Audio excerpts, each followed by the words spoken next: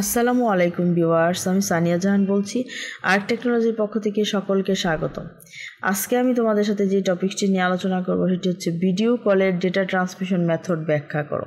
Video কলের data transmission method হলো isochronous এবং সিনক্রোনাস ট্রান্সমিশনের বিশেষ ধরনের সংমিশ্রণ।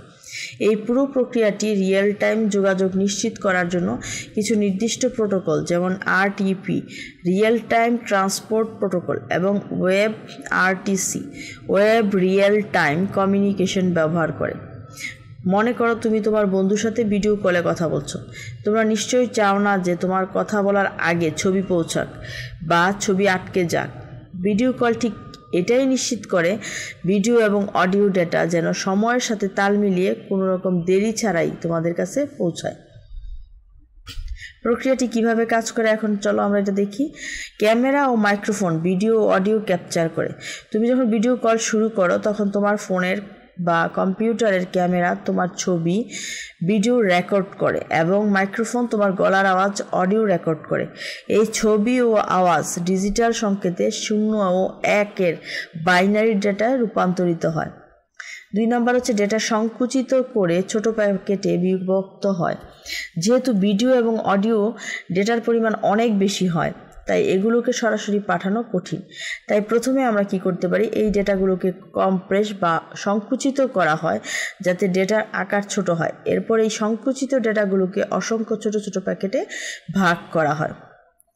ইন্টারনেটের মাধ্যমে নির্দিষ্ট সময় অন্তর প্রেরণ করা হয়। এই ডেটা প্যাকেটগুলো তখন ইন্টারনেটের মাধ্যমে তোমার বন্ধুর ডিভাইসের দিকে পাঠানো শুরু হয়। এখানে আইসোক্রোনাস এবং সিনক্রোনাস ট্রান্সমিশন পদ্ধতি কাজ করে। আইসোক্রোনাস এটি নিশ্চিত করে যে ডেটা ও প্যাকেটগুলো নির্দিষ্ট সময় অন্তর পাঠানো হচ্ছে যাতে ডেটা পৌঁছাতে কোনো দেরি না হয়। ভিডিও কলের সময় সামান্য দেরিও যোগাযোগকে অস্বাভাবিক করে তোলে, তাই সময় মতো ডেটা পাঠানো এখানে খুবই জরুরি। সিনক্রোনাস এটি নিশ্চিত করে যে ডেটা প্রবাহ একটানা এবং দ্রুত হচ্ছে। যেহেতু ডেটা প্যাকেটগুলো একটা নির্দিষ্ট তাল বা ক্লক সিগন্যাল মেনে পাঠানো হয় তাই দ্রুত গতিতে অনেক ডেটা আদান প্রদান করা সম্ভব হয়। প্রাপক সেই প্যাকেট ডিকোড করে লাইভ ভিডিও ও অডিও দেখায়। তোমার বন্ধুর ডিভাইস যে কিনা পাবে এই ভিডিওগুলা ইন্টারনেটের মাধ্যমে আসা এই ডেটা প্যাকেটগুলো গ্রহণ করে। এরপর সেই প্যাকেটগুলো ডিকোড বা অনুবাদ করে আবার আসল ভিডিও অডিওতে রূপ দেয়। ফলে তোমার বন্ধু তোমাকে এবং তোমার কথা রিয়েল টাইমে দেখতেও শুনতে পায়। এই পুরো প্রক্রিয়াটি যদি কোনো প্যাকেট হারিয়ে যায় প্রোটোকলগুলো সেগুলো পুনরায় পাঠানোর চেষ্টা করে যাতে ভিডিও ও অডিওতে কোনো বাধা না হয়।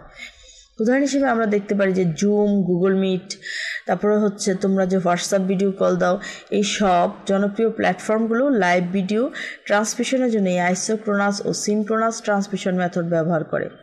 এই মেথডগুলো নিশ্চিত করে যে তুমি যখন কারোর সাথে ভিডিও কলে কথা বলছো তখন তোমার এবং অন্যজনের ভিডিও অডিও যেন স্বাভাবিক ও মসৃণভাবে চলে।